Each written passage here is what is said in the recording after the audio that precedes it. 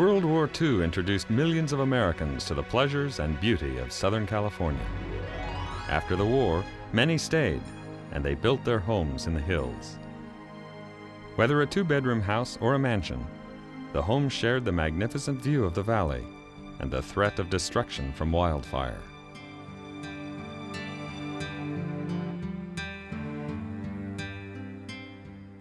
Responding with their 1947 Mack, the men of the Mountain Patrol use a fire control motorway to reach the fire.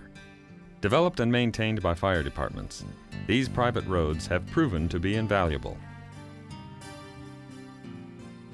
The large number of homes built in the Pacific Palisades of Los Angeles required the fire department to establish a special division, the Mountain Patrol, to provide protection using equipment and evolutions adapted from flatland firefighting.